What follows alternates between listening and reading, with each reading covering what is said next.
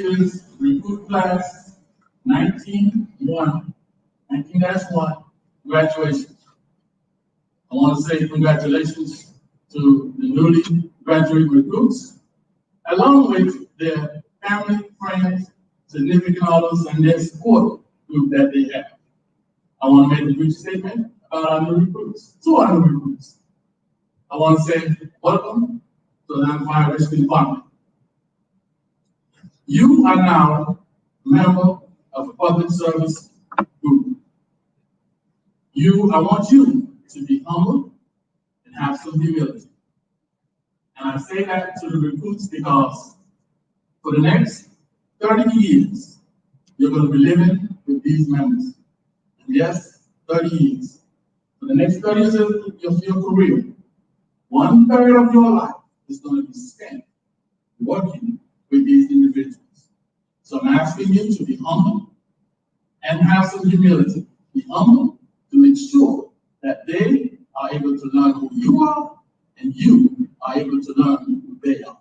And then enjoy the rest of the 29.10 years. So, one more thing I want to say about the recruits and to the recruits is that you are now, again, public servants. Be humble, have some humility. Humility, because when you go out, I know some of you as new recruits, because I did it. I want you to know that when you go home, one of the things you may say to your family member is, honey, I can't believe that the lady called 911 because she stumped her toe. But believe me, that person who stumped their toe is just as frantic, is just as much of an emergency as the person having a heart attack. And I want you to have some humility when you do that. Speaking to the recruits. Because that individual that stumped their toe, once you get through your assessment, you may find out that this individual has diabetes. And so in that, they're thinking that they may lose their toe, and that becomes their emergency. So don't take anything for granted. Make sure that you're humble, and make sure you serve the public with humility. And with that being said, again, congratulations to all of the recruits, and thanks to family members that support. And now, I'll introduce our MC for the evening. It is my pleasure to introduce the MC for this evening's Atlanta Fire Rescue graduation. Ms. Angela Byron serves as a performance manager officer for the Atlanta Fire Rescue Department. While performance manager is her passion, her love for communication, special events, and community impact is what feeds her soul. Ms. Bauer holds a bachelor's degree in communication, a master's degree in management, and she is served as the adjunct professor for communications at Park Atlanta University. Additionally, she is a professional events MC. When asked to step in today, Ms. Bowers graciously agreed to lend her talents, stating that it is an honor to be of service to those committed to serving the citizens of Atlanta. Ms. Angela Bowers, thank you for being here this evening and emceeing this special event. And now, ladies and gentlemen, my next choreography partner and your MC for the evening is Angela Bowers. Thank you, Chief Riley, and good evening, everyone. Chief Riley hosted karaoke so that we can bring everybody up to speed. He is an awesome karaoke singer, and we have a duet on deck, so I agree to be your partner. So welcome, thank you all for coming. I'm excited and honored to be here as your MC this evening. Please stand and remain standing as we welcome the Atlanta Fire Rescue graduating recruit class 19-1.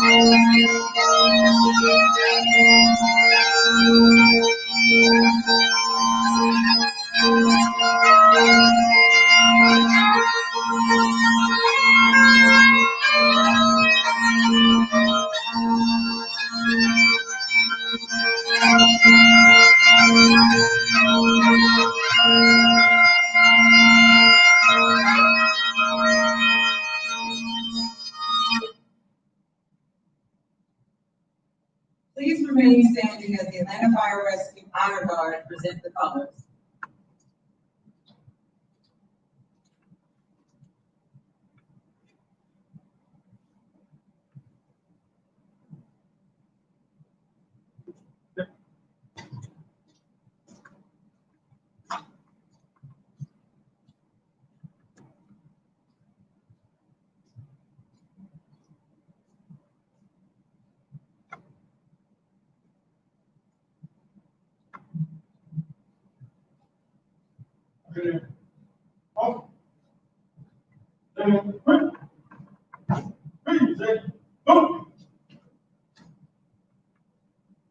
Please join me for the Pledge of Allegiance.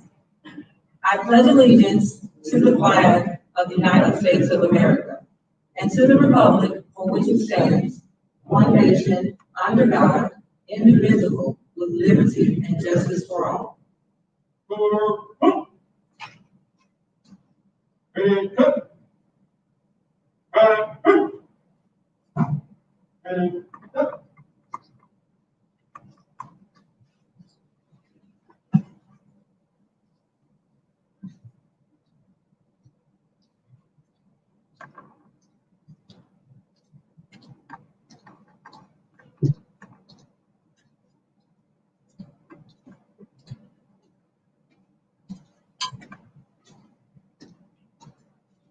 Thank you. You may now be seated.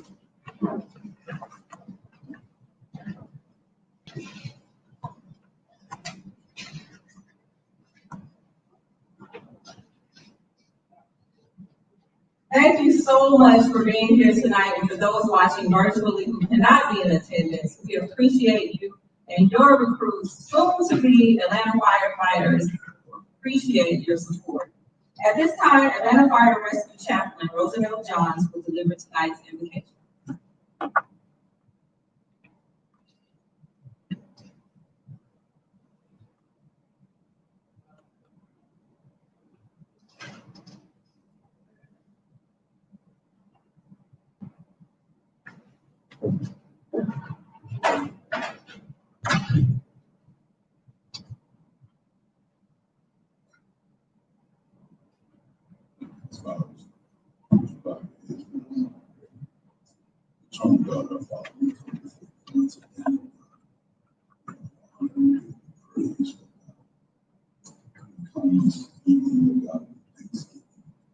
Thank you, Father God, for each and every one of these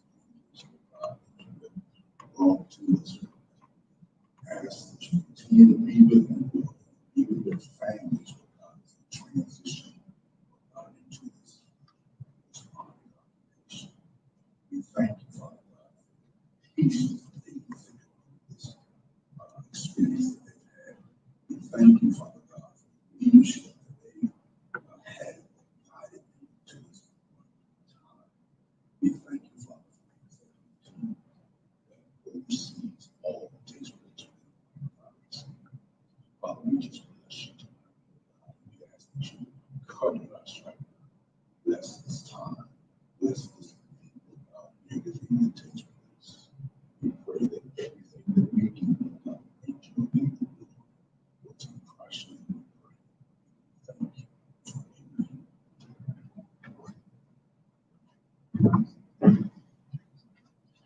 Thank you, Chaplain Johns.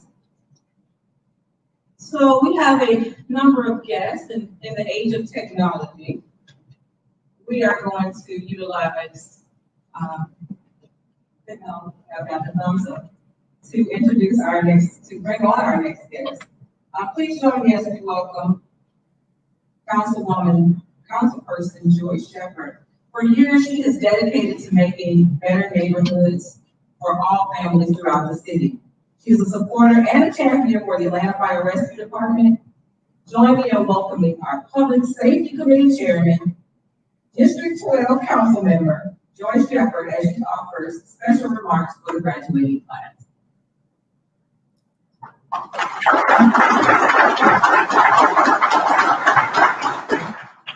Good evening.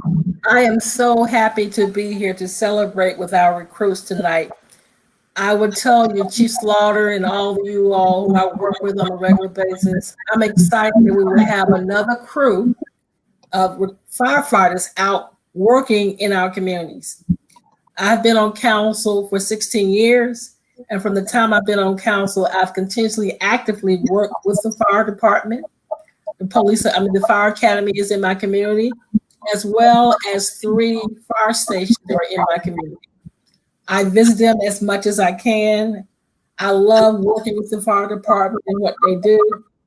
And I just want to say to you all as recruits that this, where you are today in terms of graduating, this is a career for you. This is not just a job.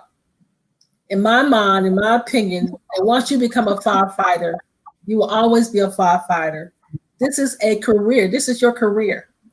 And so I'm hoping that you're proud as I am of that. And I want you all to know that I believe in you all. I'm looking forward to working with you all.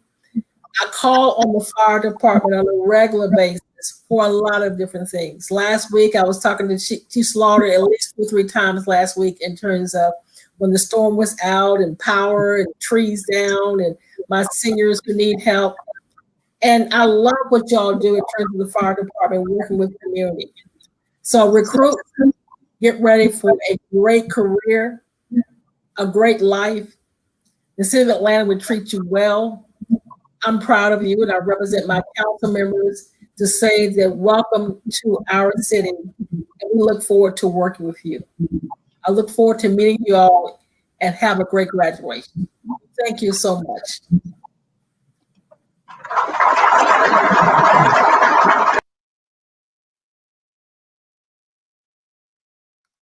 Applause.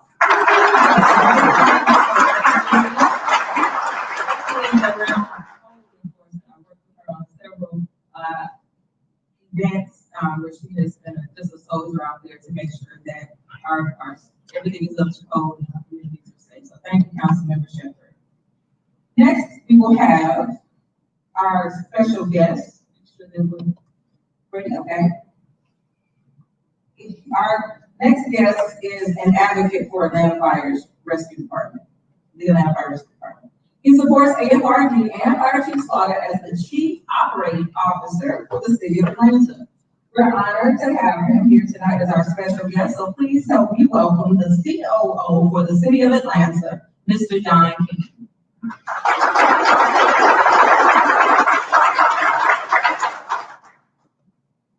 Thank you so much, Angela, and thank you, Chief, for inviting me again to this wonderful event. Kudos to you and your team for finding a way to continue to celebrate what is an incredibly important milestone, even while we deal with this pandemic. It is so wonderful to have Councilmember Sheperd join us as well. She does so much to support the amazing men and women of Atlanta Fire and Rescue. It's great to have so many family and friends join and support as well. They deserve great appreciation for supporting the men and women throughout this journey that they've gone through over this last year. And as we all know, what a year it has been. I'd like to start with reading a passage from Martin Luther King Jr.'s sermon, The Drum Major Instinct. If you want to be important, wonderful. If you want to be recognized, wonderful. If you want to be great, wonderful. But recognize that he who is greatest among you shall be your servant. The important lesson I've always taken from this sermon, which I've carried with me throughout my life, is that everybody can be great because everybody can serve.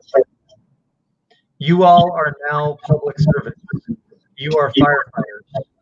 And on behalf of the mayor, thank you for serving our great city. And thank you for choosing to be great. My father was a public servant. He served 38 years in the Army, and he's my role model. I followed his lead and joined the Army.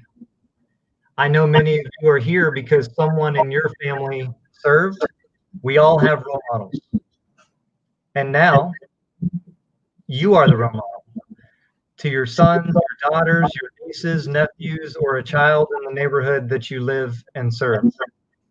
They don't just see you anymore, they see a firefighter, a public servant. And you are on the front lines for the city, and you represent the absolute best in us all. For you, it's been a long journey to get here. You survived 11 months of training, and now you fully join an organization and teams with proud traditions and high standards. So my only ask of you is to remember that each time you put on that uniform, you look at that patch on the right, and you remember to believe in yourself and your training. Remember your drum major instinct. You are great and important. And then look at that patch on the left. And remember that you are now part of something bigger than self. You are great because you serve. And you are now part of Atlanta Fire and Rescue. So thank you for your service. We need you all now more than ever. Congratulations.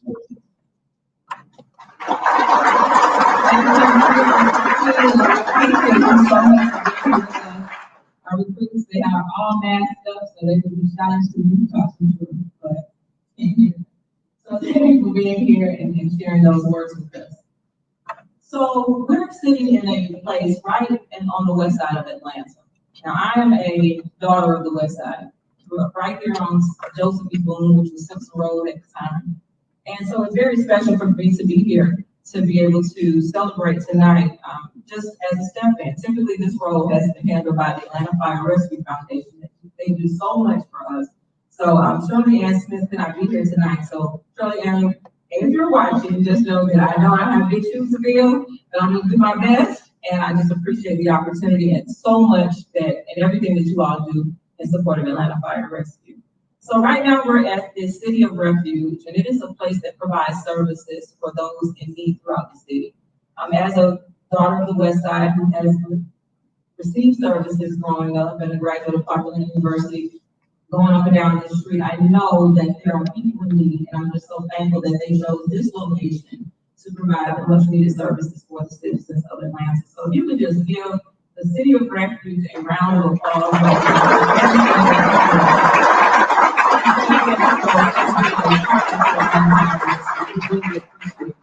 For all that you do.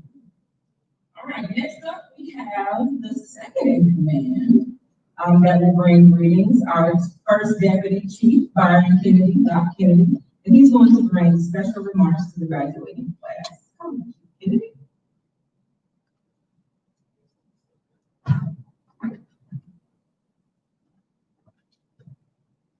Thank you, Ms. Bowers, for that introduction. I really appreciate it.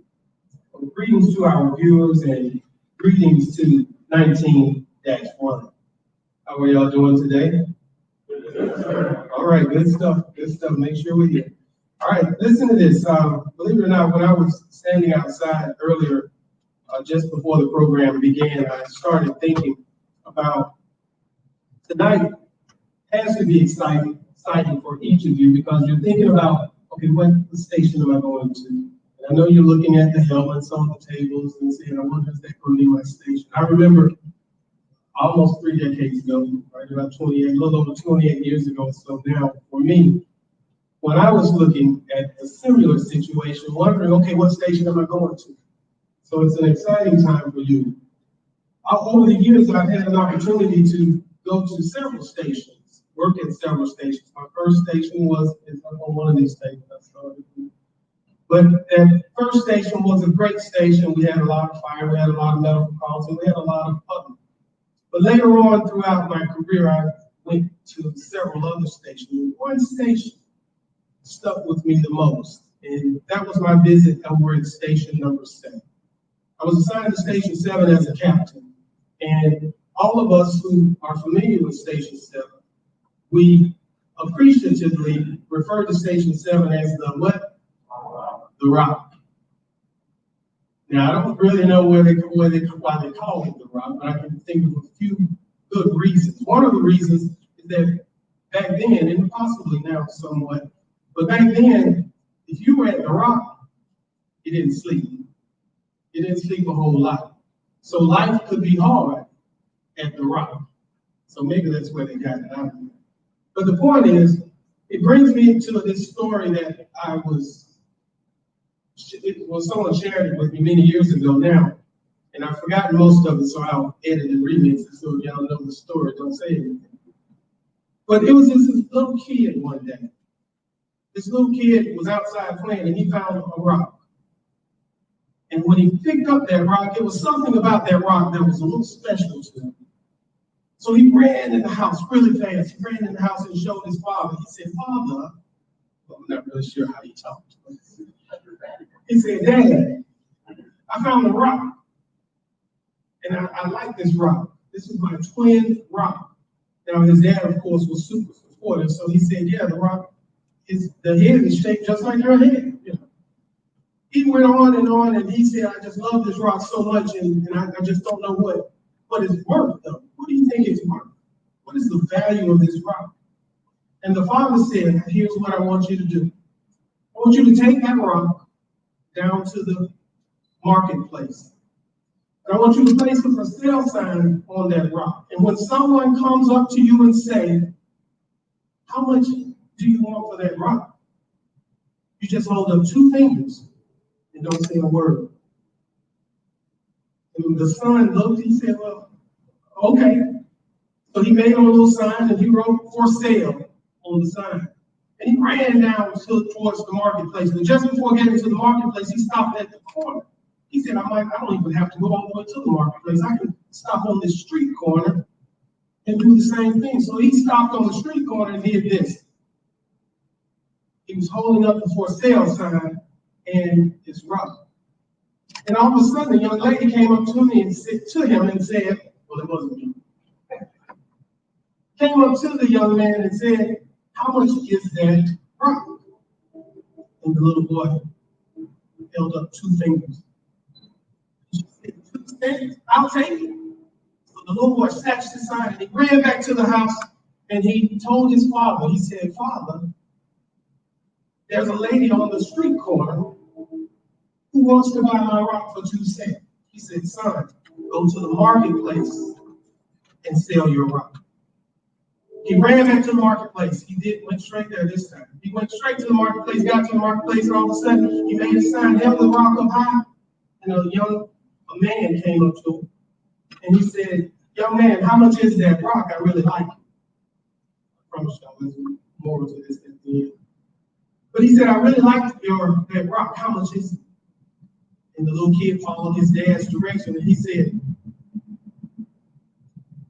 the guy said, wow, $2? Okay, I'll take it. The kid snatched the sign and got the rock and he ran back to the house and said, Dad, it's the guy at the marketplace wants to buy it for $2. He said, son, you did good, but I need for you to do one more thing for me.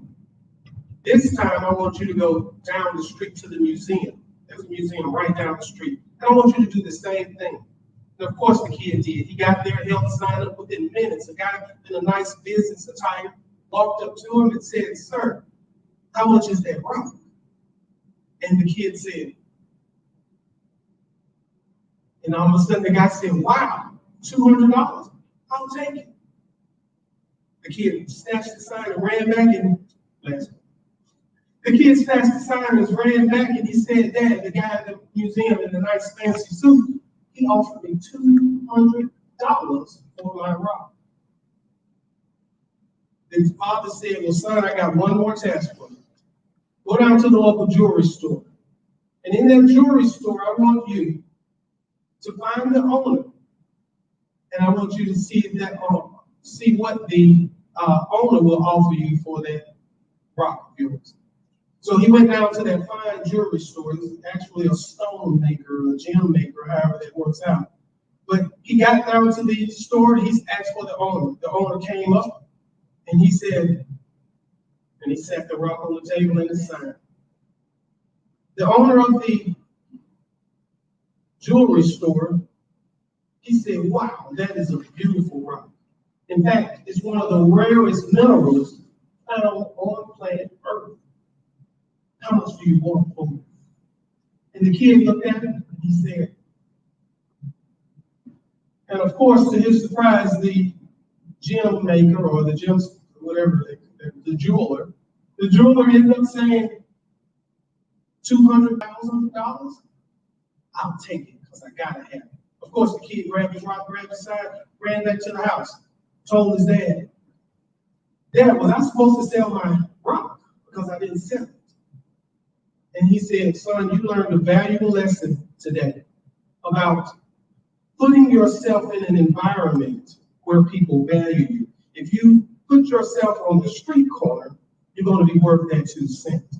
If you put yourself in the marketplace, you're going to be worth that $2. If you put yourself in the jewelry store, the museum, you're going to be worth $200. But son, if you put yourself in that jewelry store with that gem maker, I promise you, you'll be worth $200,000. You learned today that if you place yourself in the right environment at the right time, people will treat you as you value yourself, and you haven't changed at all. Today, ladies and gentlemen, you are not, unfortunately, at the jewelry shop, but you are at Atlanta Fire Rescue Department. And we, of course, value you even more so than that jewelry. So the next time when you get into the station and they ask, what do you bring to this station? And tell them, you know.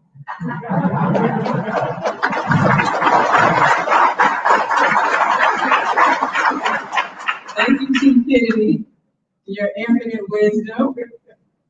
He is a wealth of knowledge. I love sitting, and he's a great mentor. He has so many stories, and everything relates back to performance management, which I love, and being better and best in class and just never settling. So thank you, Chief Kennedy. You know. All right, so we'll come, next we have to bring words, our first in command, the chief of the City of Atlanta Fire and Rescue Department, who will bring remarks for the graduating class. Chief Slaughter.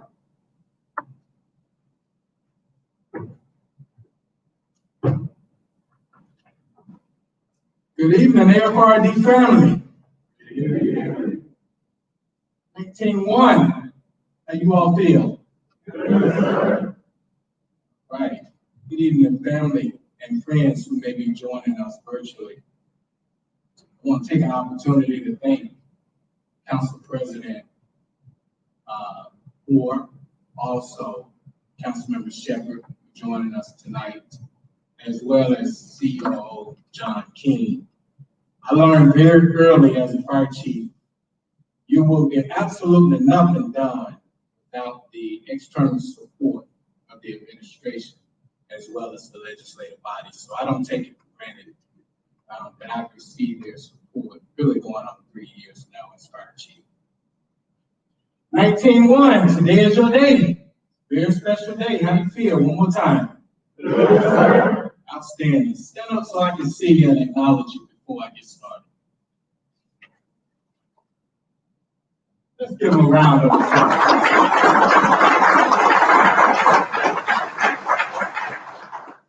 You may be seated. 19-1, today really is a great day, and you are a special group. As a matter of fact, you are just the second group that I hired as fire chief a little over 2 years ago. And you're the second group to matriculate through the recruit training program in this coronavirus environment. So I congratulate you both collectively, but also individually. I do believe that you have eclipsed recruit class 19-2, and so you have the record as having had the longest recruit class in the organization's history at 22 months, and I think that deserves another round of applause.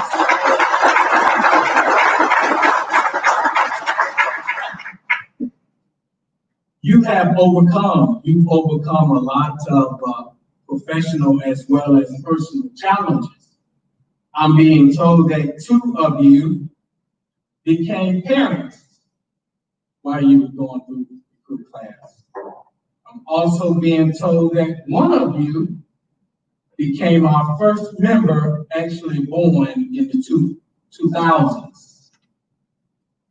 Several of you speak different languages.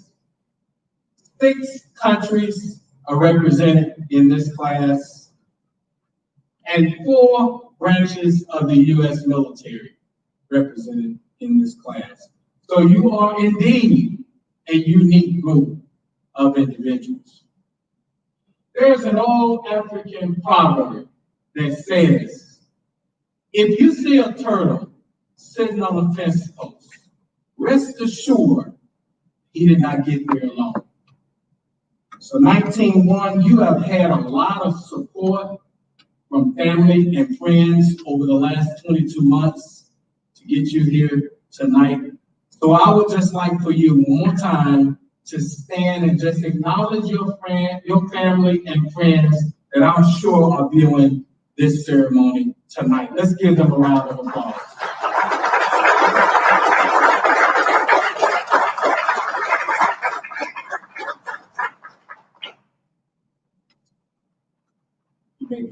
Family and friends, you cannot see them. They're to my left and to my right, but I assure you that they were giving you a hearty round of applause for the support that you have provided to them over the last 22 months. Let me also offer you my apology for having to change the setup for tonight. Previously, we were going to allow you to have 2 guests as we did with the previous recruit class. But as the number of COVID cases started to spike in the state of Georgia as well as Fulton County, we just thought that it would not be the responsible thing to do to bring your families and friends in this environment. So again, let me offer my apologies, but I just don't think it would have been a safe thing to do. And now I would like to thank your awesome training staff, starting with Section Chief Carlos Barham. Carlos Barham, would you stand, please?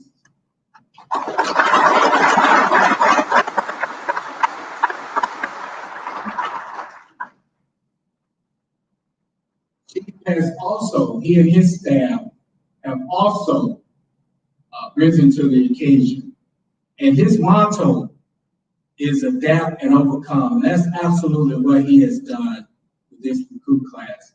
Not only as it relates to dealing with the facility challenges that he and we face, but also dealing with part of his staff being needed in the field on critical staffing days.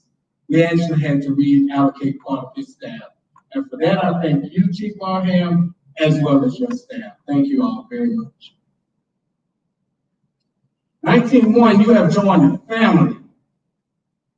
You have every chief officer in the department either here physically or joining us virtually, as well as every civilian manager in AFRD joining us tonight. I would like to quickly introduce my executive leadership team, and I'll start with Field Operations Deputy Chief Glenn Riley, Assistant Chief Derek Harris, Assistant Chief Skip McLemore, and Assistant Chief Dwayne Johnson. Would you all please stand and be recognized?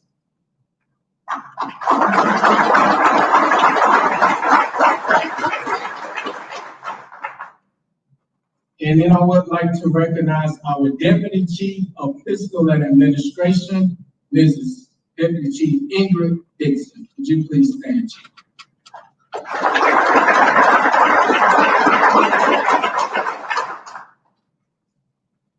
Our Deputy Chief of Emergency Medical Services, Jimmy Giddens, as well as his Assistant Chief, Scott Blackwell. Would you please stand?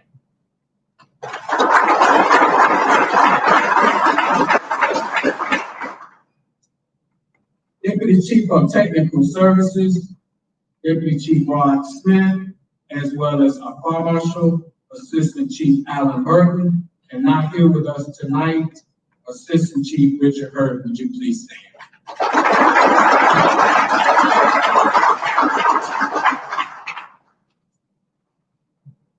Deputy Chief of Support Services, Chief Michael Winfrey, as well as his Assistant Chiefs, Valerie Jackson and Stephen Hill. Would you all please stand?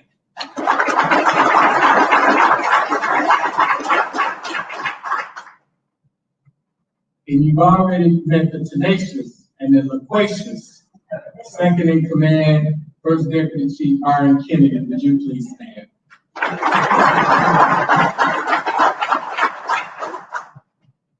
I want to take a moment of personal privilege and just say to you, Chief, I could not do this job alone.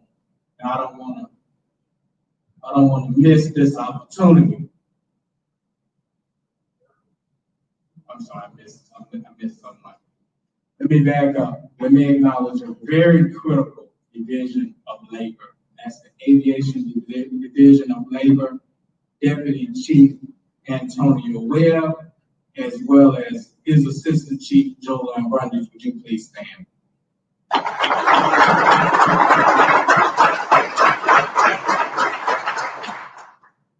Thank you, Chief. I apologize, but that's what happens when you get over 50. Again, as I was saying, I could not do this job of fire chief alone, and I don't take it for granted. The outstanding and high level of service and leadership that you bring to this organization. I don't want to miss an opportunity. Thank you. 19-1, I read an article the other day. There's two fire chiefs that I happen to know, and they were talking about things that they wish they knew when they stepped into the role of fire chief. I emphatically agree with the things that they talked about, and I wanted to kind of put a spin on that and tell you things that I wish I knew 30 years ago when I entered into the fire service. One of the things I wish I knew when I entered into the fire service in 1990, I wish I knew just how fast 30 years would go by. Another thing I wish I had known is that anyone who's accomplished anything in the fire service have made mistakes. Okay to make mistakes. The challenge is to learn from each mistake and try not to make the same mistake over and over again. I kind of knew this, but I wish I knew a little bit more. Be extremely careful how you treat people. Man and woman to your left and your right are probably going to be lifelong friends of yours. Be careful how you treat them, what you say to them. Again, they'll be lifelong friends. You'll always have an intimate connection to those people who claim the same recruit class as you. Another thing I wish I knew 30 years ago was that chest out, stomach in was not an automatic. Watch how much you eat and what you eat at the fire station. It's going to be a lot of good food, 19-1. Chest out and stomach in is not an automatic. Stay away from the negativity and negative people. They will drain you. I gotta say it again. Stay away from the negative people and negative things. They will drain you. Some firefighters complain as a pastime. And lastly, stay focused on being a great firefighter.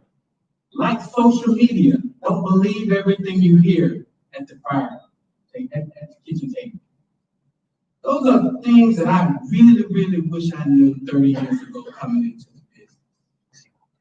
19-1, tonight is your night. Enjoy, hug, laugh. Tomorrow we're not business, but tonight is your night. With all you do, be courageous, be safe, and God bless you.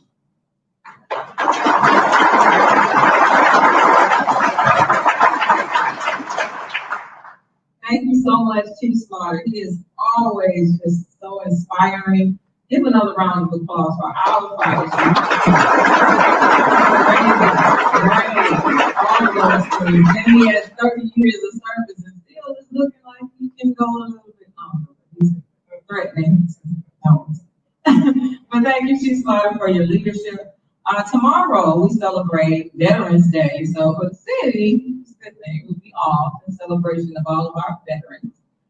But today we also celebrate the Marine Corps, who is celebrating a birthday. So if there are any Marines, oh, okay, I just want to take a Chief Slaughter as a Marine. And I see some double dogs against Marines. Okay, and I can't start that without the roll call. So Army, here, Navy, Air Force, Marines, okay, we only have Marines here, and Coast Guard, Navy, okay. All right, so thank you for your service. We will be off tomorrow, but recognizing those who have served our country, and very much like Atlanta Fire, you are entering into a service field, and this is historic. You know, there's not going to be another 19-1. You are an amazing group, and you are making history. 22 months, and just 2 babies? Y'all have what? 8, 9 months? Okay, you could have had a couple, but it's a long time and you deserve to be here. So like Chief Slaughter said, enjoy every moment of it. Those of your family members that are watching, they're gonna come home to you tonight and just celebrate and love on them because they deserve it. They have been through a lot. We appreciate and welcome them to the family. So next up, I am going to bring up Section Chief of Training, Chief Carlos Barham. You just give him a round of applause right now.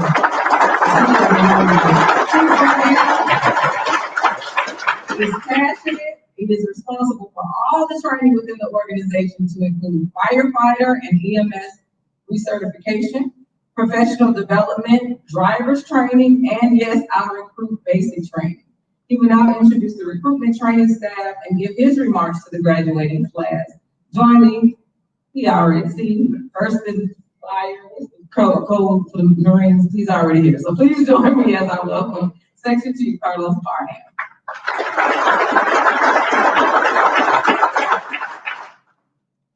Thank you, Ms. Angela Byron. She's awesome.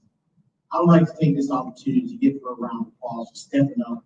I'm talking about it was only a few days' notice. She stepped up and seized the opportunity when Shirley Ann Smith is not here. So give her a round of applause. Thank you for your professionalism and your wit. She's awesome. I have the best job tonight. I get to introduce the best training academy staff in the southeast region of the United States of America. I have a good job tonight, but before I do that, I want to address the class just briefly. They've heard my big mouth for pretty much over 15 months. So, in the spirit of the Marine Corps, hoorah. And also, semper fidelis, which means always faithful. Stay faithful, like Chief Slaughter was saying. Stay focused, stay faithful to your training. Never forget where you come from. And speaking of a few and proud, before I introduce the staff, I also like to give you one of my favorite quotes from Henry Ford. He said, "Coming together is the beginning. Keeping together is progress. But working together, that's success." You've done that. And he said that Ms. Byron said there'll only be one class, 19-1. And Chief Slaughter said, look to your right, look to your left. That's your brother, that's your sister. You honor them, and be faithful to them.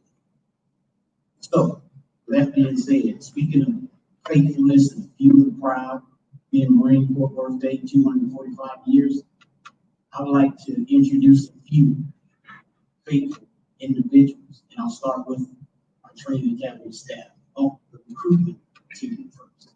And I'll start with Section Chief Warren Harvey. When I call your name, if you're here, please stand and be recognized. Section Chief Warren Harvey, Captain Joyce Sheperd, Lieutenant Samantha Brunons, Firefighter Aaron Webb, Devanya Chris, Shelley Green, Marcus Stanley. Give them a round of applause.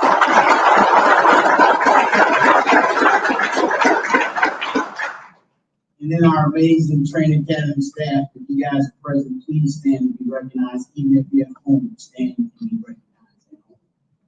So,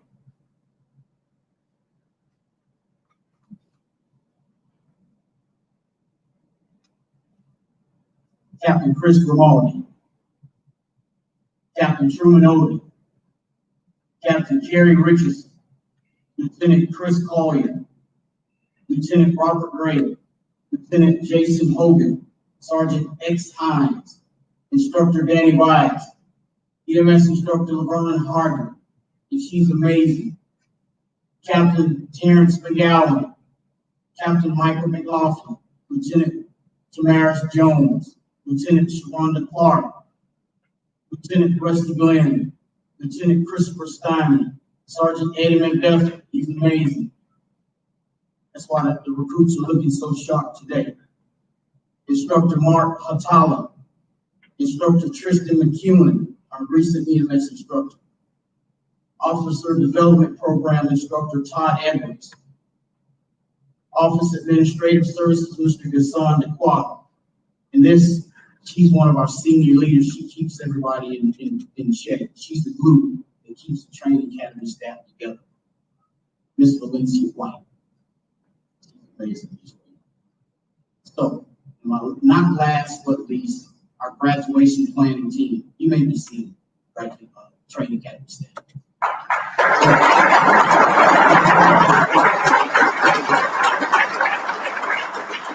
Not last but least, the graduation planning team. They do all the hard work, getting everything together so we can have a successful graduation.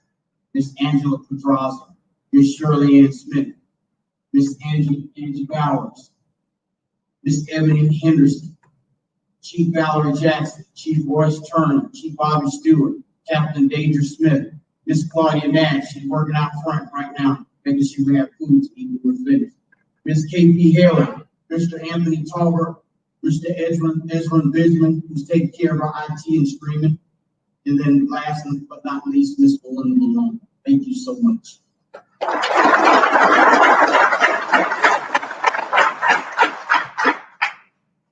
Thank you, Chief Barham, for everything, all of your leadership.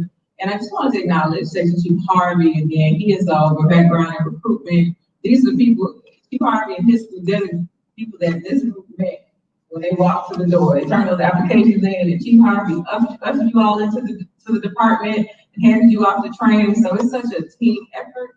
I just wanted to make sure that background and recruitment is represented. When we were in the office, they were right down the hall, so I could see recruits lined up in the hall. We had red shirts just helping. So it's so much that went into getting you across the finish line that I could not just stand here and not acknowledge Chief Harvey, because I saw everything that you did in those days when we were down at Public Safety Headquarters. So thank you, Chief Barham, thank you, training, and definitely thank you, Chief Harvey. All right, so now we'll move to our next special guest, who is our keynote speaker for the night, Mr. Micah Gravley. Mr. Gravley is a member of the Georgia House of Representatives, representing Douglas and Paulding counties in Metro Atlanta. He earned a Bachelor of Science in Interdisciplinary Studies with concentrations in business, history, and biblical studies from Emmanuel College in 1997. Gravley's career experience includes working as a district field director with Congressman Bob Barr, a special assistant with Governor Sonny Perdue, a board president with Public Safety Appreciation Day in Paulding County, and as the founder of 1776 Strategies Incorporated. Please join me as we welcome Mr. Micah Gravley as tonight's keynote speaker.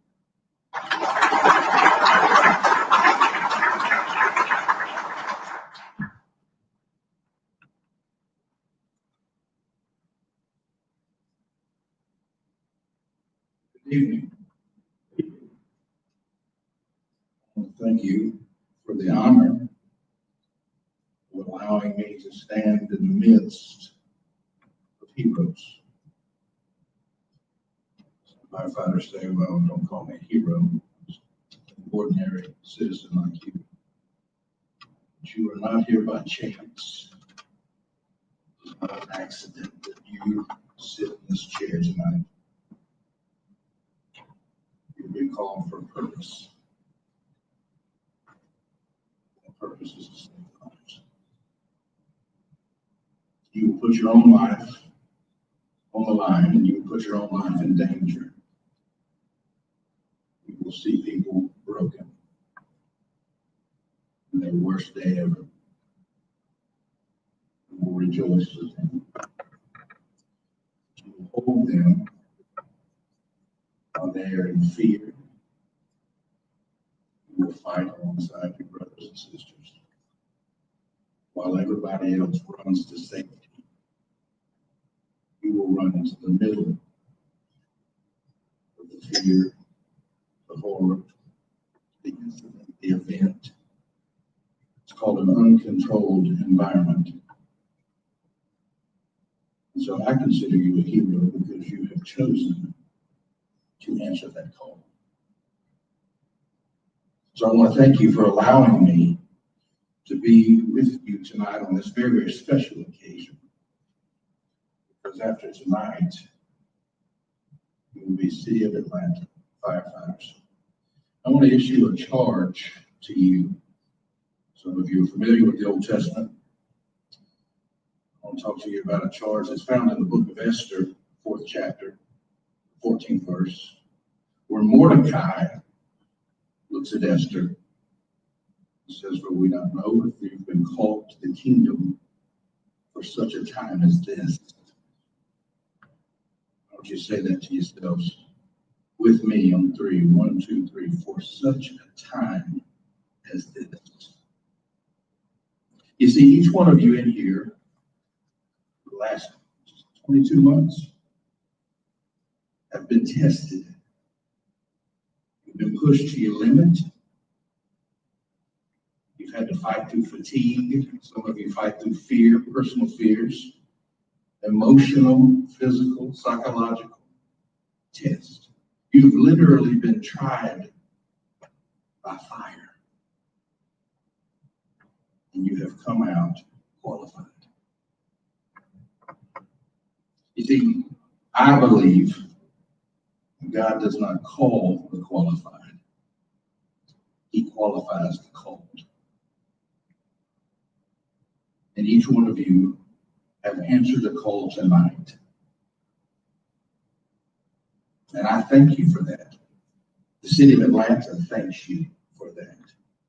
And I so much appreciate the remarks that have been stated and presented before me, because I want to leave you with something. It's a small nugget that I can. The uniform you will wear represents well.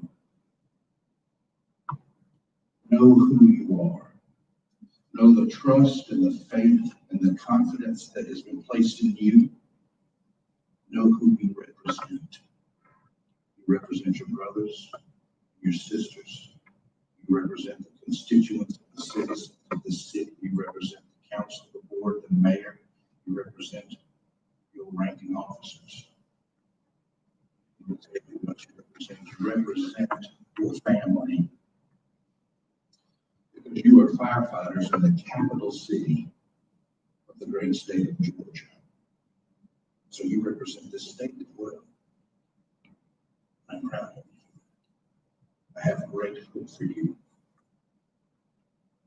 And I want to ask you, challenge you in the same way Mordecai challenged Esther.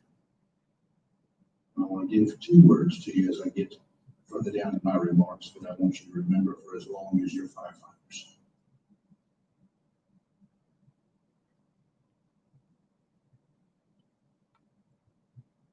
The 2 words are Frank Martinez. Some of you may know who Frank Martinez is. Martinez was Atlanta Firefighter Squad 4. Forever and left an imprint on my life. It was the state of Georgia, every city in the state of Georgia, every county in the state of Georgia, every firefighter in the state of Georgia. You see, Frank Martinez knew who he was, and he knew who he represented. But he also was aware that he represented all of you to come behind him. Some of you probably never met Frank Martinez. Frank Martinez changed this state. Several nights for myself, noting Chief Hill, dinner. I'd be on the phone with Captain Grimaldi, others around this state, talking about how we address the issue of firefighter cancer. You see, out of all the professions, of all the fields, of all the industries, yours comes not only with dangers, uncontrolled environments, it comes with a high honor. But you expose yourself to everything. Frank Martinez knew this. Frank Martinez was a victim of this, but he did not let that stop him. And I asked Frank when he was at the Capitol during stage 4 cancer that he received because he was a firefighter. He was diagnosed with it. I said, Frank, shouldn't you be at home? Shouldn't you be getting treatment? Frank Martinez, for several days, day after day, week after week, as we were trying to fight to get the coverage that firefighters in the state need, said this to me. He said, Micah, this is not for me. This will not help me. I will not benefit from this bill. But those who come after me, firefighters who I'll never meet, will be saved from this. They'll have advocacy on their side. They'll have the resources they need. So that's why I'm going to walk the halls of this Capitol and talk to representatives and senators. For those who come after me, and then him and his boys walked on down to the next legislative office.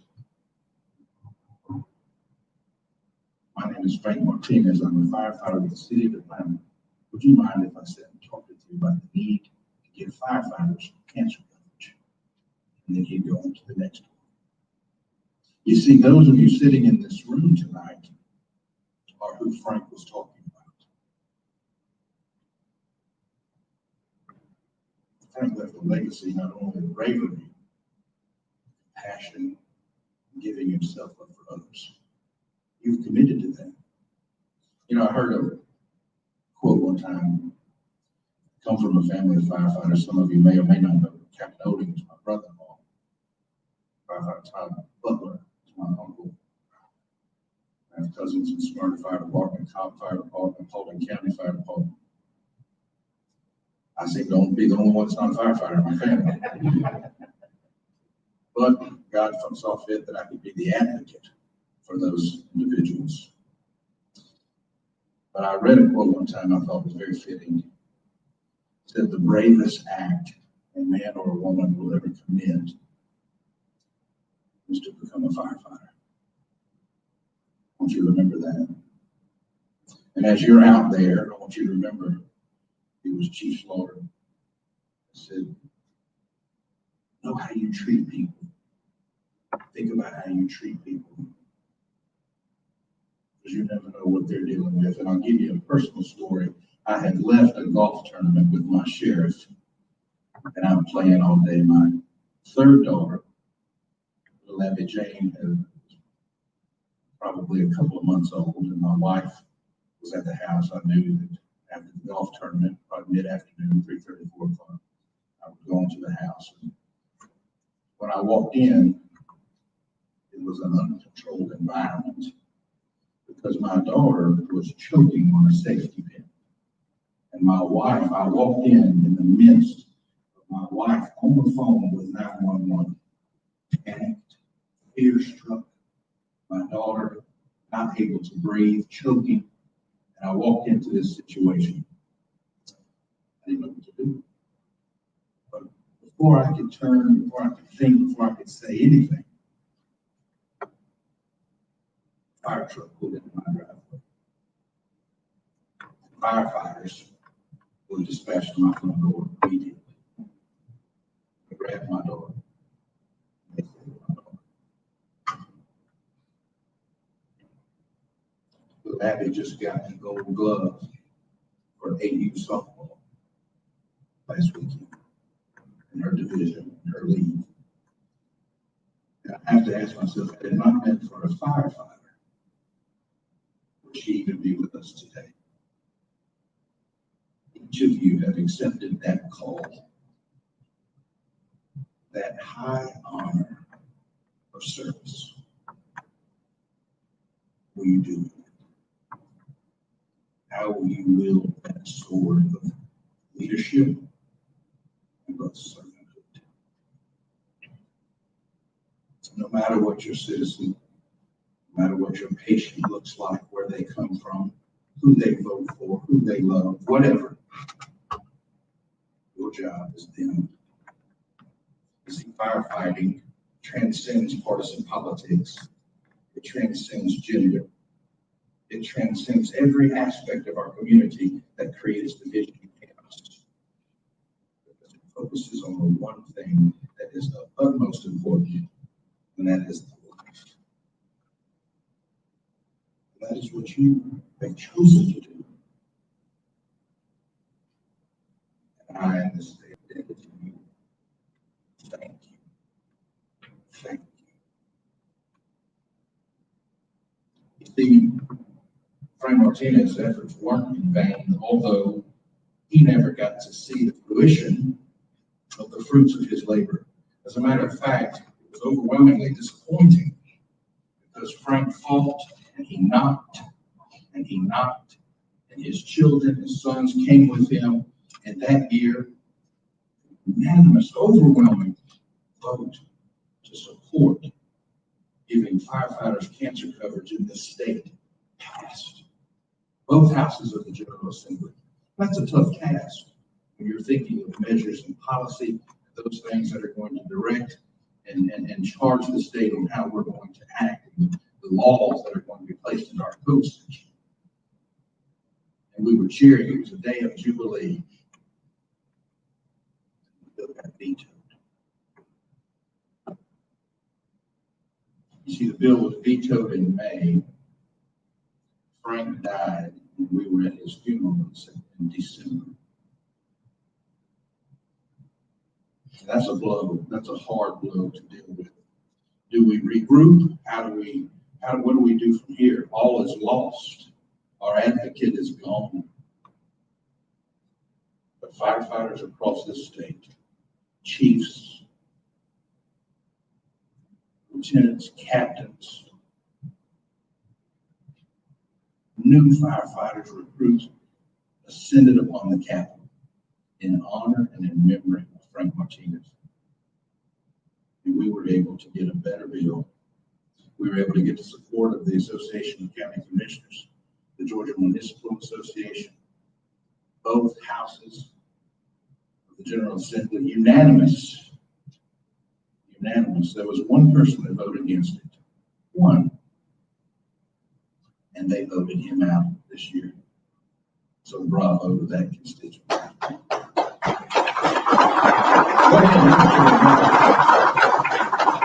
We came back with a bill that served firefighters. In fact, there are individuals in this room that have benefited from it. It wasn't me, I couldn't have done it.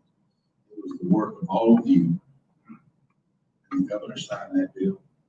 And at the signing ceremony, the governor handed the pen to Frank Martinez's son. They were on hand. You see, what kind of legacy, to wrap up my remarks, what kind of legacy is a firefighter? Service, humility. Those who will be the greatest among you, I think was said earlier, shall be the least of the servants, the others. Compassion. Lead with strength and honor, knowing who you are, knowing what you're called to do, and that is to be an Atlanta firefighter. Frank's legacy is a legacy that affects all of you. Will yours affect classes to come in the future? So tonight, I want to say one thing to you, two actually before I leave.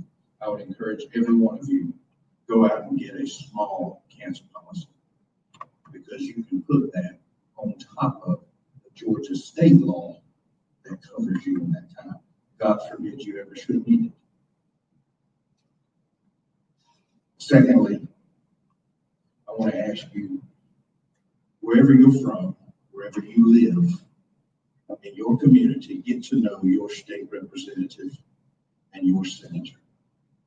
And let them know who you are, and let them know that you're a firefighter.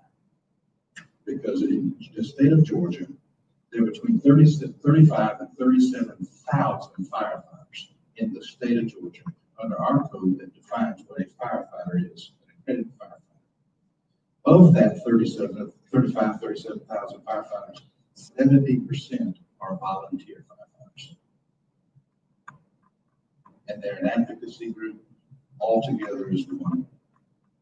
You all here in the rural areas where they're volunteers come together to create such a voice that can literally change the law. And it did. So know who your state representative, know who your senators are, and let them know who you are. And finally, our campaign, in honor of your class, in memory of Frank Martinez, will be making a $1,000 donation to the Atlanta Fire Foundation, specifically to be directed for cancer initiatives.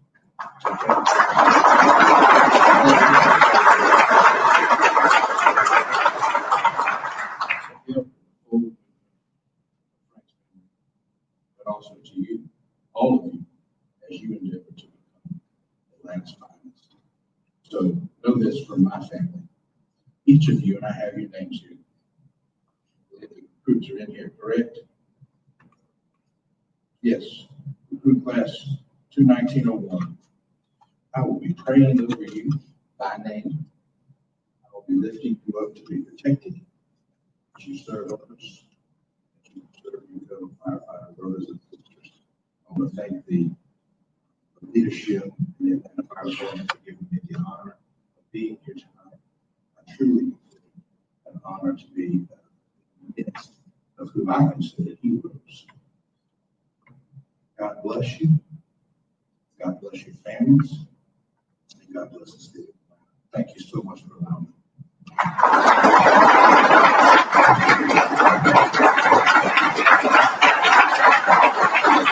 Wow, thank you, Mr. Gravley, for those inspiring sentiments. Continue to clap. This clap feels really good. I would like to praise the lobby on behalf of our firefighters. So thank you for all of your work. The memory of Frank Martinez, sharing those stories. We really appreciate you and have something special for you just a bit. All right, so now the moment our graduates have been waiting for. It has been 22 months in the making. And the time has come for you all to receive your station assignments and to be pinned as firefighters for the Atlanta Fire Rescue Department. So breathe and just clap, clap, clap, clap, clap.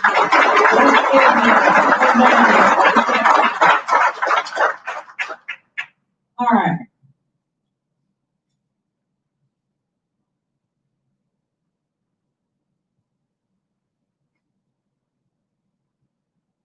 What you can't see on screen is the training staff coming forward.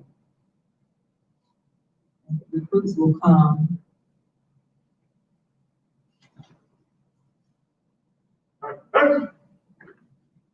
Each recruit is receiving a certificate of completion of recruit training, their name plates for their turnout coats, and their black firefighter helmet with their station shield. The orange P on the front of their helmet indicates they are a probationary firefighter. This is going to help the company officers and senior members on the emergency scene recognize our newest members. They will have this helmet shield for 6 months. They are going to receive their station assignment, and also in Atlanta Fire, we have 3 shifts, A shift, B shift, and C shift. So I will call out the station assignment, location, and the shift. So here we go. Luigi Adamas, Station 16, Boone Boulevard, A shift. Steve Altera, Station 16, Boone Boulevard, B shift. Anthony J. Baker II, Station 5, Campbellton Road, C shift. Jared Baker, Station 9, Martin Luther King Jr. Drive, B shift. Albert Blackman Jr., Station 7, B shift, Ralph David Abernathy. Aaron Carr, Station 2, Jonesboro Road, B shift. Jasmine Carter, our only female firefighter that is here today, recruit. Station 15, B shift, which is over on 10th Street. And Travis Chambers II, Station 7, which is on Ralph David Abernathy, A shift. Will the Atlanta Fire Rescue Department representatives who will be pinning the first 8 graduates please join us up front for the pinning ceremony?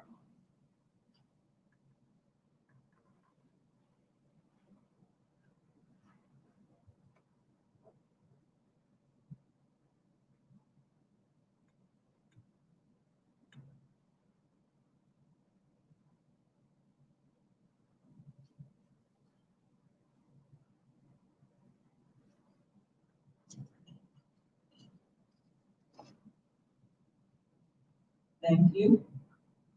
You may pin the graduates.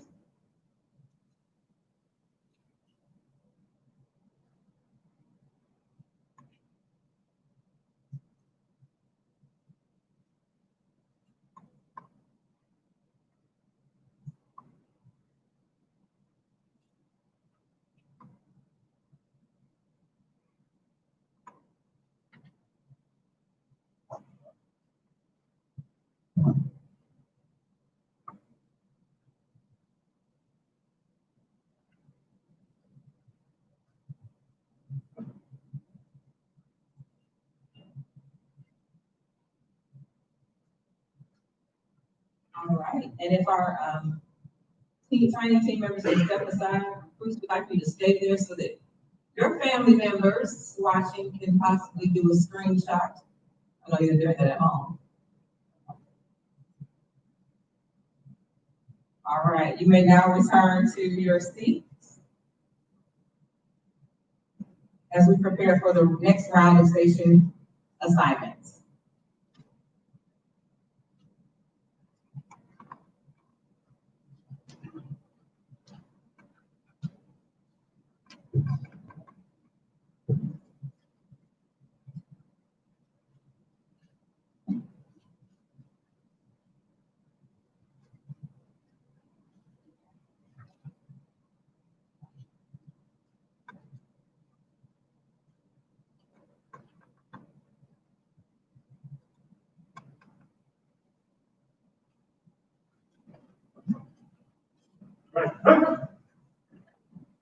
Ian Cochran, Station 11, 16th Street, A shift. Stephen Dan, Station 20, Manford Road, C shift. William Hampson, Station 14, Lee Street, A shift. Joseph Hayes, Station 13, Black Hills Road, B shift. Jason Head, Station 38, Donovan Hollowell, aka Bankhead, C shift.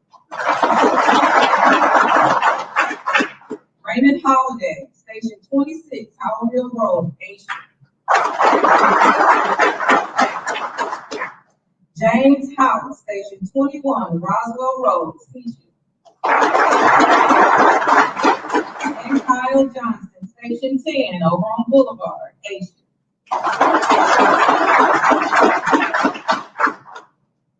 Will the Atlanta Fire Rescue Department representatives who will be pinning these 8 graduates please join us up front for the pinning ceremony?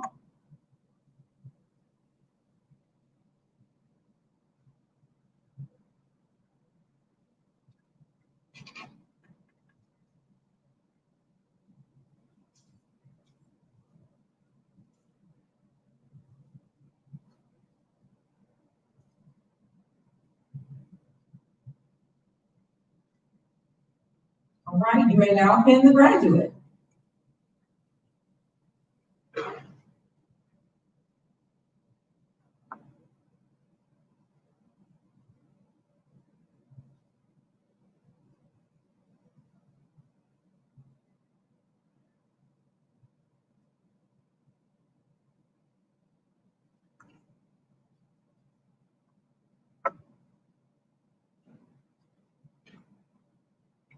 All right, now our training team can step aside so we can give the same courtesy to their family members watching at home. Pause for a photo.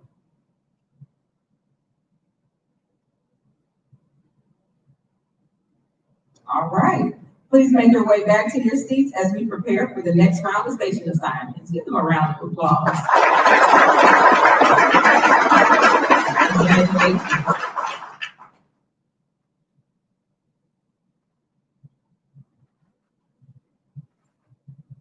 It's like drafting. You get to know where they're going, probably have hopes working in certain stations.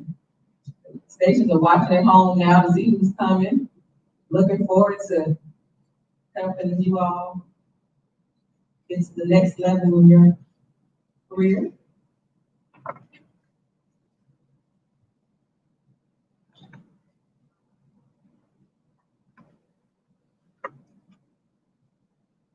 Right.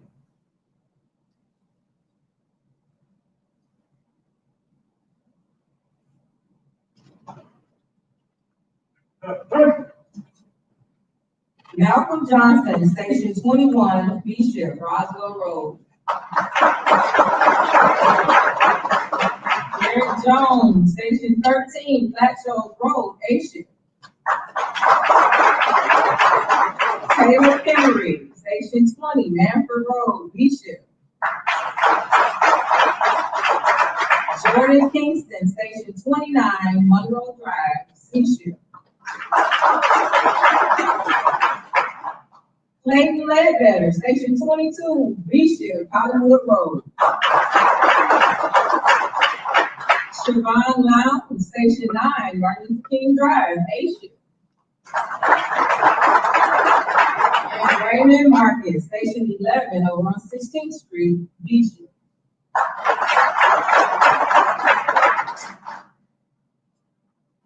Will the Atlanta Fire Rescue Department representatives who will be pinning these 8 graduates or 7 graduates, please join us up front for the pinning ceremony.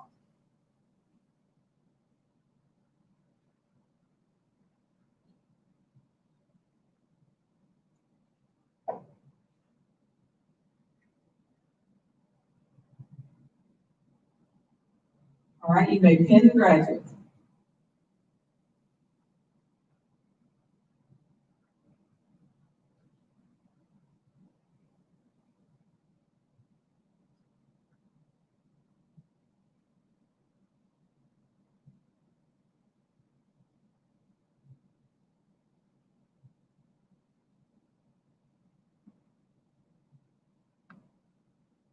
Special moment. All right, we can step to the side training team. Give our family members and friends watching an opportunity to take a photo or two, as well as our PIO who's here, an opportunity to take a photo.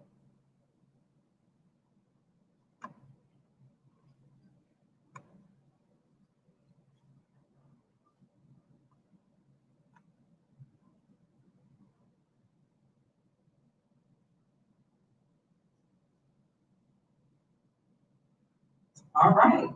You may make your way back to your seats as we prepare for the next round of station assignments.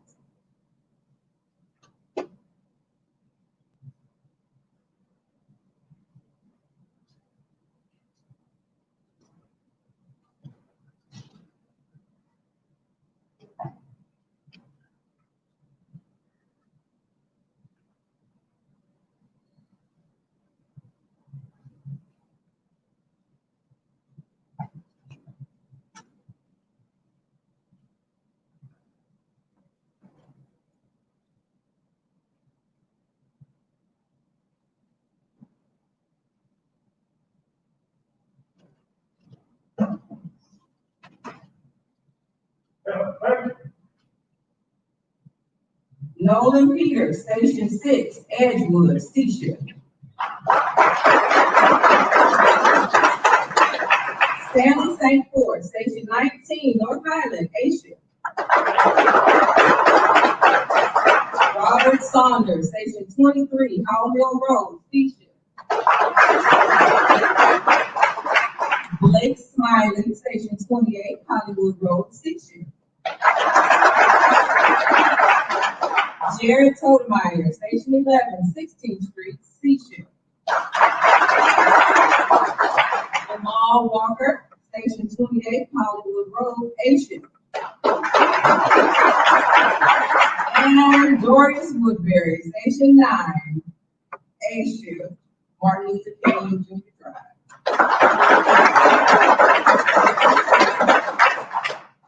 Will the Atlanta Fire Rescue Department representatives who will be pinning these 7 graduates, please join us up front for the pinning.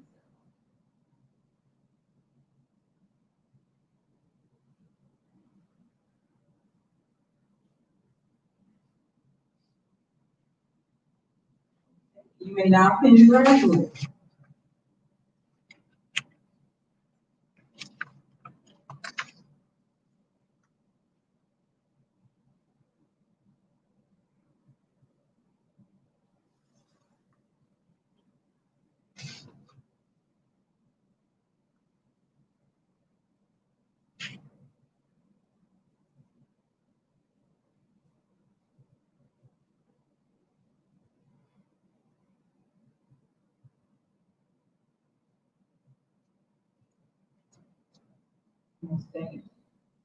All right, you can step to the side. Thank you so much. And allow the family members and friends watching to take a photo of their loved one. That would be great.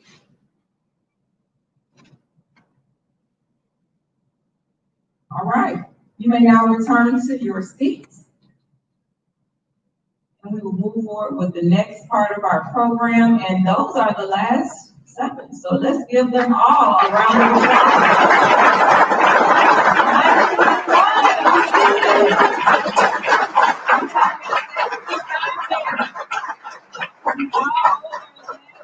Great things, fighting fires and saving lives, and just appreciate you so much joining the family and committing to this meaningful work. All right, so now I would like to invite Fire Chief Randall Slaughter to come back up and present the Atlanta Fire Rescue Department oath of office and swear in this recruit class.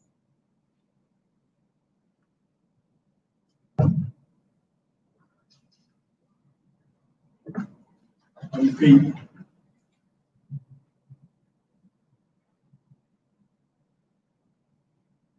Raise your right hand, repeat after me.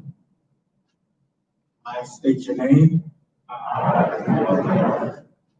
Do solemnly swear or affirm that I shall perform the duties of the position to which I have been appointed and or any other position to which I may be hereafter appointed or elected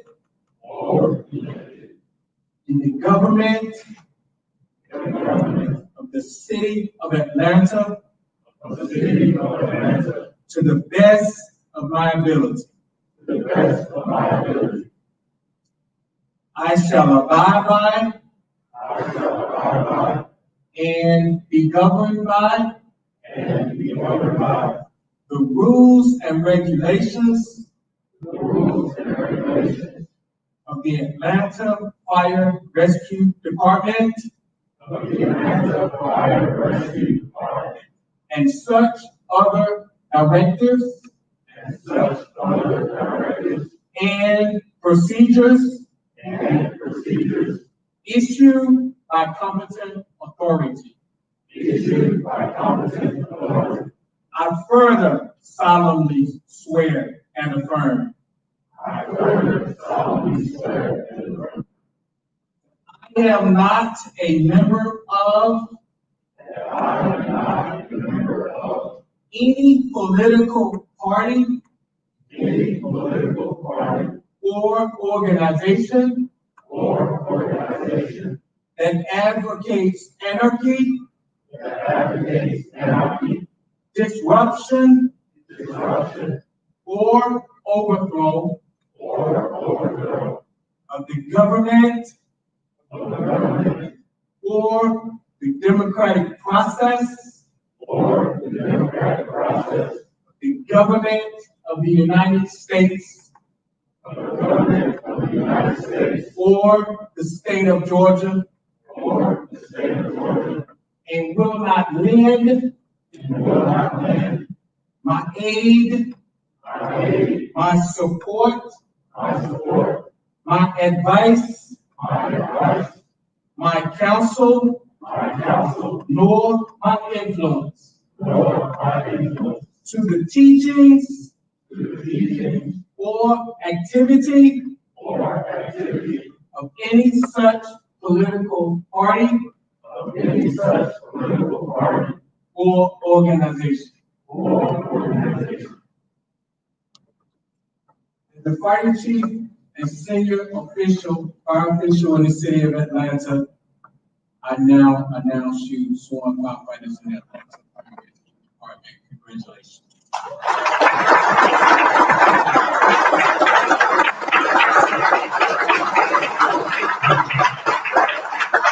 Congratulations. Now, Sergeant Duffy will pull them together again to recite the AFRD mission and vision statements and the core values. The mission of the Atlanta Fire Rescue Department is to provide all services for the stakeholders that promote safety and well-being, enhance sustainability, and enrich the quality Vision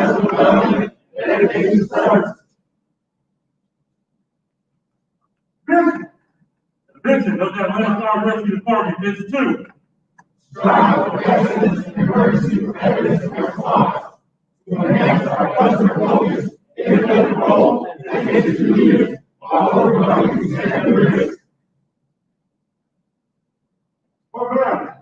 core values of the Atlanta Fire Rescue Department are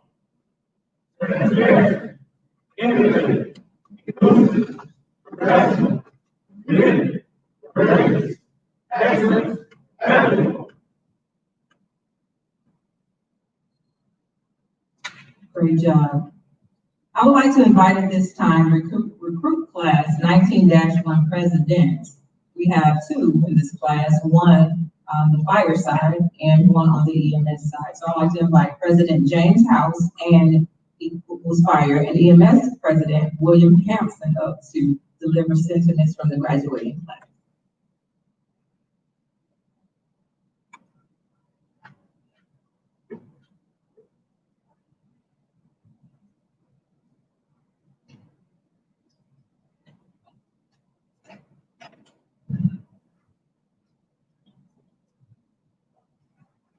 Thank you very much.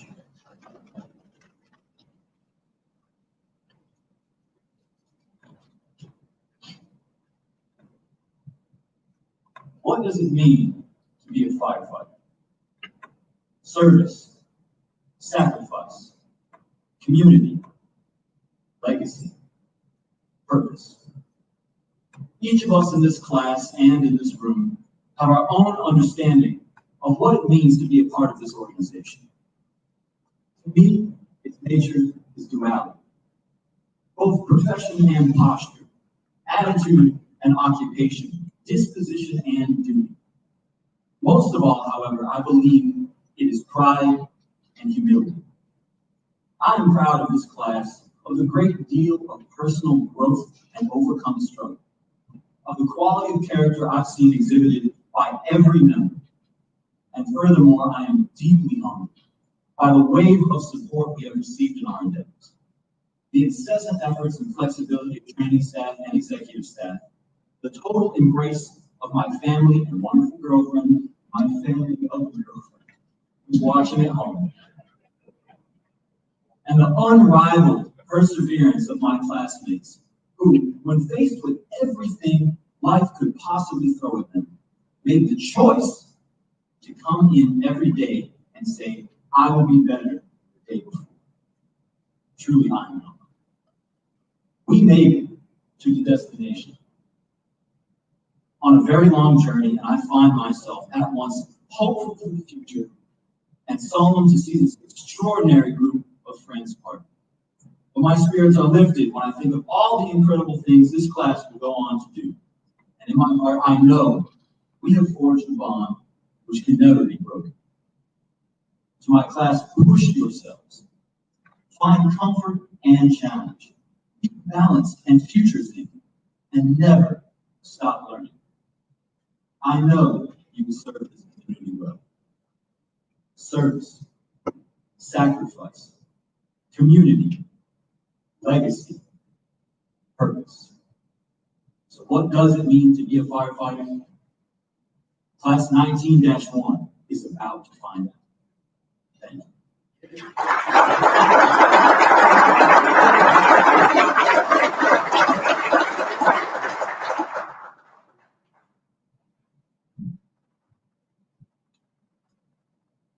evening. First and foremost, we give all honor and glory to my Lord and Savior. I want to say a special thank you to the City of Refuge. Thank you for hosting us tonight.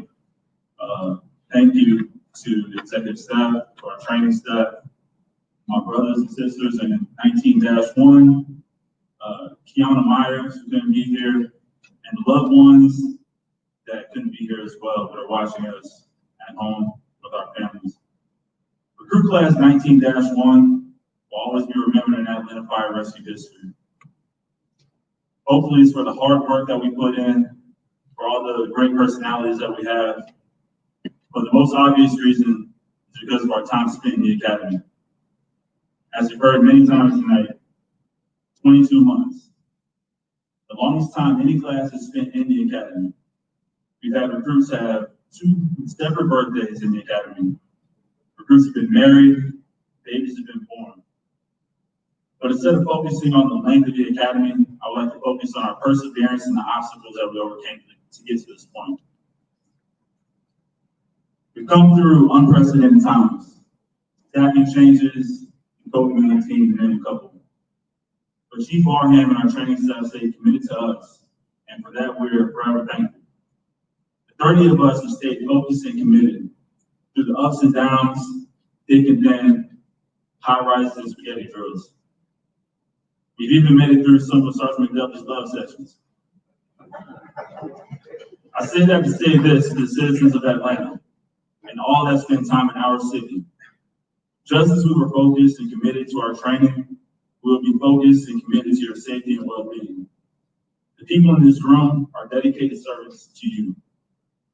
21 months ago, we met old Chief Barham, and he gave us a mantra: destination, graduation. And that has stuck with us and got us through until now. But now, for the citizens of Atlanta, from Bankhead to Buckhead, I challenge 19-1 to a new mantra: destination, certification. And that's through education. Strive to get better every day. Strive to become paramedics, drivers, sergeants, lieutenants, smoke divers, captains, chiefs, all the above. Everything that this department will provide for you, take advantage of it. Whatever you can do to make yourself better for the citizens of Atlanta. Remember this time, remember these names, and remember these faces. Remember the words that we recite every day. Protect my brother, protect my life. Protect my sister, protect my life. Let's continue to live by these words every day. Thank you.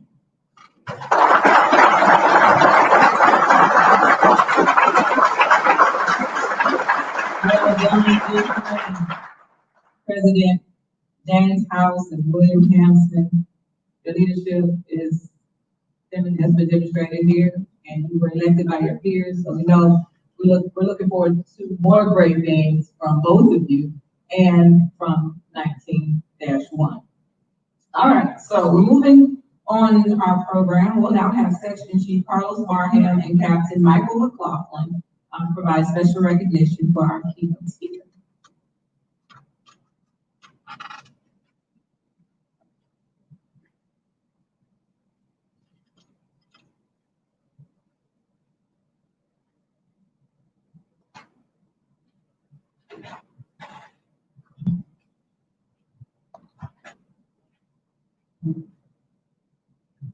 First, I want to take this opportunity to say thank you to Representative Micah Gravley for all that you do for public safety. Brothers and sisters, we honor you. Everything that you do to support the cancer rate, that deserves another round.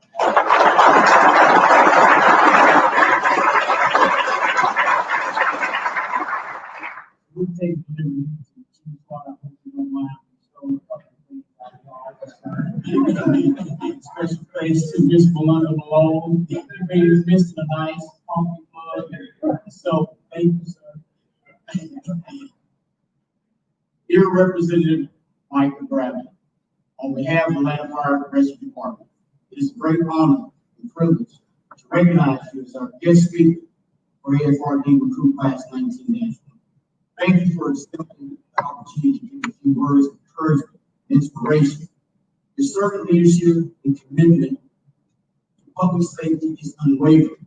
I would like to extend a heartfelt thank you for your sacrifice in making this class graduation a success. Stay healthy, lasting. Thank you, and please accept this letter of appreciation for your support and engagement with the Atlanta Fire Rescue Department's facility. Thank you.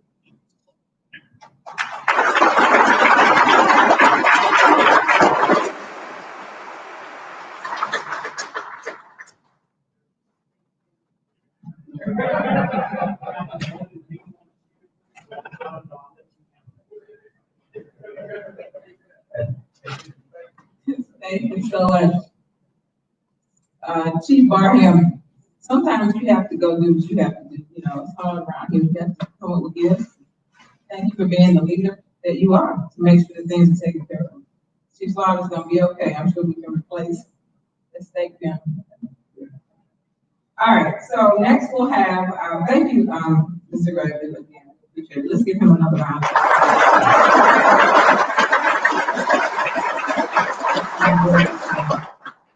Okay, so please welcome to the stage at this time Deputy Chief Michael Winfrey, my Deputy Chief of Support Services, and Deputy Chief Ingrid Dixon, as they will deliver the firefighter challenge.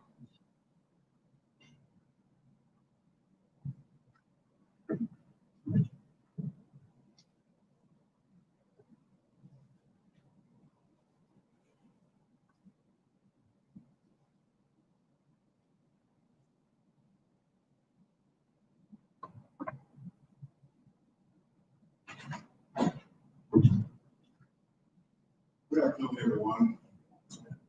It's kind of hard to go behind all the great speeches that we've had. I said, Gravley for blessing us with your presence. Firefighter House, now Firefighter House, and Firefighter Hampson for the great speeches that you just gave as well.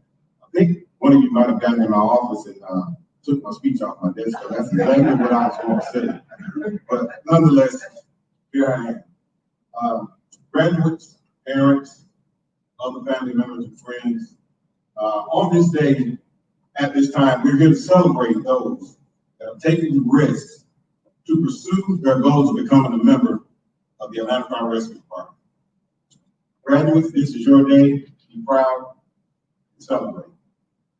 First, I'd like you to acknowledge yourself for taking the necessary steps to get to this day. Also, I'd like for you to turn to the person next to you and congratulate them as well for making it to this moment. I've been together for 22 months, so I don't know what's up. There you go. You said some that. That's what I'm talking about. Familyhood. As you begin to move forward into your career, I have yet but a simple challenge for you.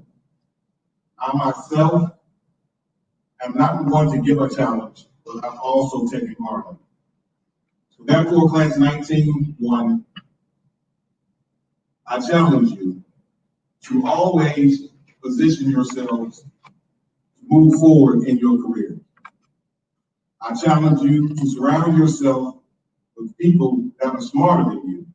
And what I mean by that is people that challenge you intellectually. I challenge you to be open to change, be flexible, and embrace opportunity. I also challenge you to be a student of your profession. No matter how much you think you know, I promise you, you don't know it all. And lastly, but most importantly, I challenge you to always, I'll say that again, I challenge you to always remember why you chose this profession. Again, congratulations. God bless you. Have a long and prosperous career.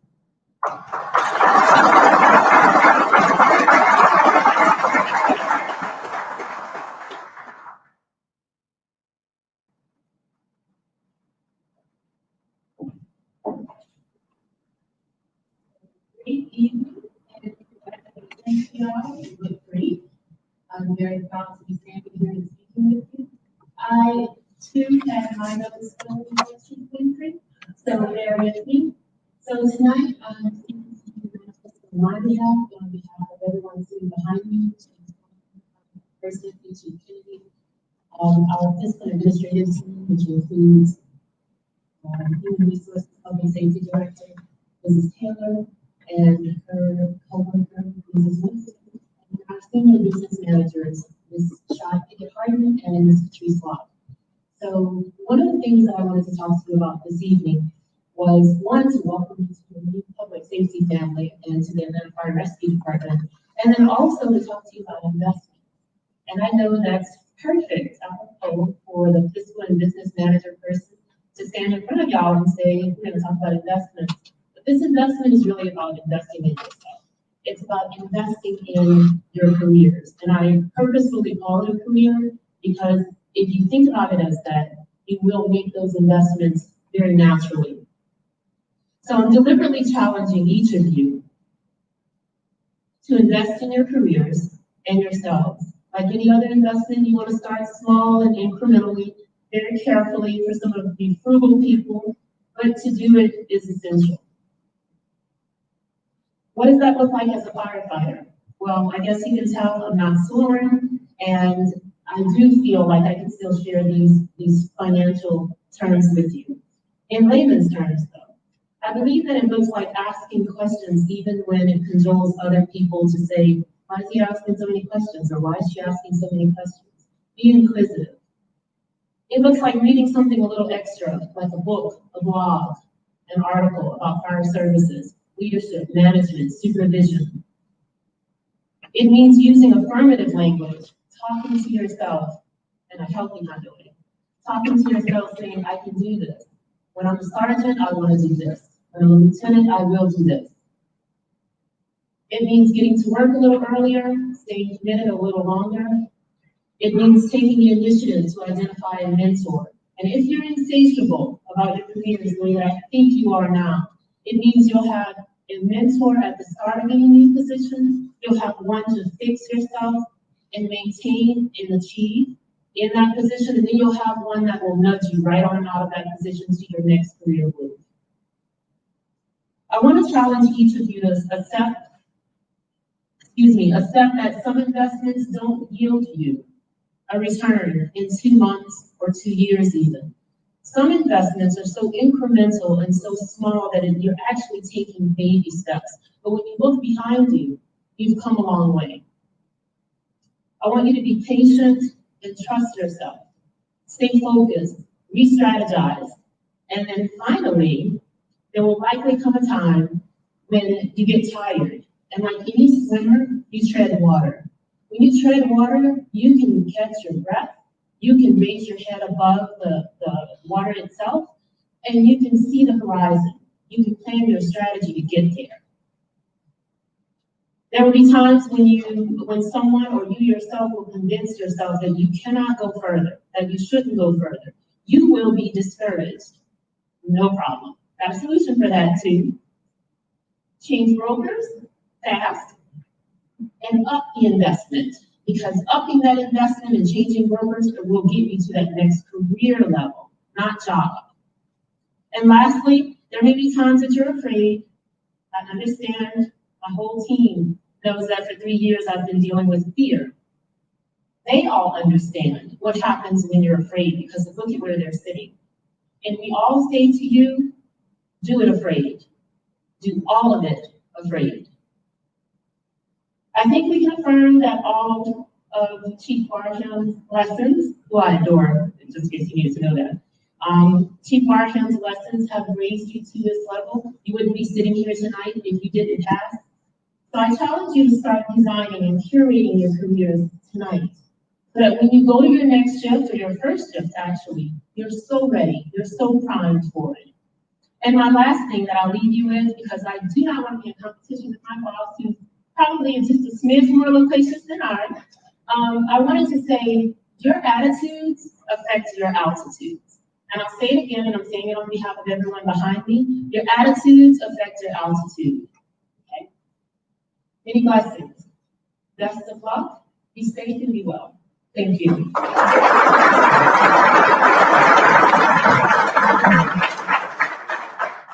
What an awesome challenge from both Deputy Chief Dixon and Winfrey. And what a wonderful evening. Congratulations, graduates. Let's give them another big round of applause. So we're about to bring Chaplain Jones up for our benediction, but prior to doing that, I just wanted to share with you that we're not forever bonded, right? You're the first and only 19-1. This is the first time I've ever emceed a program, so we're bonded, right? Every time I see you, it's like, hi, 19-1, it's me, I'm your forever, right? We're family. I'm in the AFRD family. We're all family. These are my brothers and uncles and granddad's behind me. Not granddad's, right? But we are truly a family. And we help each other. We encourage each other. And there's one thing that Chief Slaughter does is he challenges us to read different books, leadership books. And one book that stands out to me is Extreme Ownership.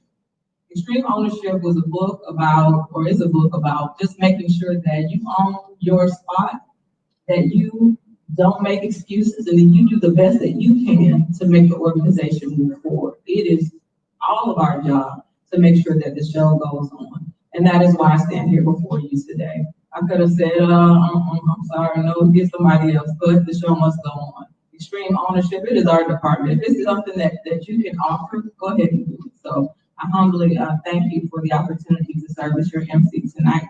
Also, I wanted to leave our new firefighters with a prayer. Dear Lord, please hear this prayer of mine. As I leave home to take my station, my gift has been to heed the call of my city, state, and nation. I rush to save the injured and the victims from fire, but I pray to you that the day when the needs are not so dire. All that I ask is for courage to step into the blaze, for I know that you are with me as we douse away the haze. Please grant me strength to battle the dangers I must endure. Surround me with your angels and keep my footsteps pure. So as I leave my family and wait for the next alarm, I pray that you'll go with me and keep us all from harm. So I wanted to leave that with you. As your families are watching, they will be praying for you every day, not just on fire calls, the EMS calls. When those alarms go off, somebody's waiting on you. Don't hesitate. Make sure that you have that energy and that zeal. Get in that truck and get out there, because it may seem like it's nothing, but when you get there, as Chief Riley spoke earlier, when you go back and look at this, that it may be a bigger issue when you could have saved a life. So I thank you so much for just being humble enough and honorable enough to enter into this career field. You have the support of all of these fantastic deputy chiefs and assistant chiefs and those in the field, in the station right now watching behind you. You're going to do amazing things. So just wanted to share that with you. Now, Chaplain Johns, would you please come forward with the benediction?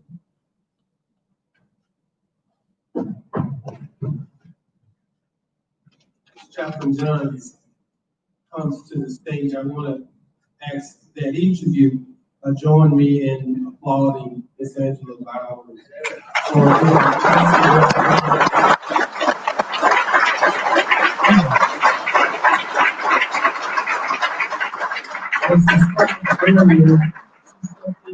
and a moment's notice, and she jumped in here and really has done an amazing job. So thank you, Angela.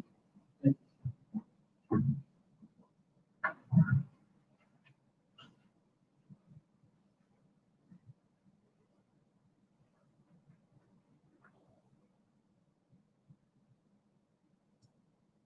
That's what we did. I'm ready to start the journey.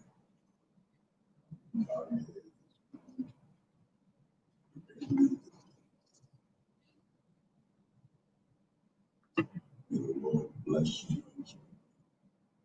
May the Lord shine upon you. May the Lord be gracious unto you, both now and forevermore. I pronounce a blessing on each and every life under the sound of my voice. The angels will dispatch you to watch over you, to guide you, that you will never serve that you are called to. I heard a common thread tonight: purpose. Purpose. Each of you has been designed with purpose, and we thank God for each and every one of you. Now, Father, as we leave this place, and your presence, we thank you once again for everything that's taking place this evening. We thank you, Father, that everything was done with excellence, the highest level, the highest standard. Which represents you as you are God of order, you are God of excellence. We just praise and give you honor. Amen.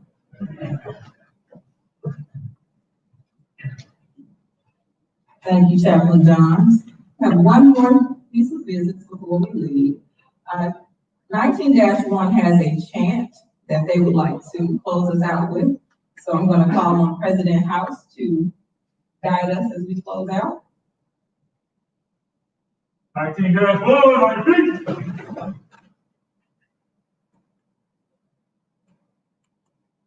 Stay alert! Stay alert! Stay alert! Stay alert! Take my brother! Stay alert! Take my sister! Stay alert! Stay alert! Stay alert! 19-1!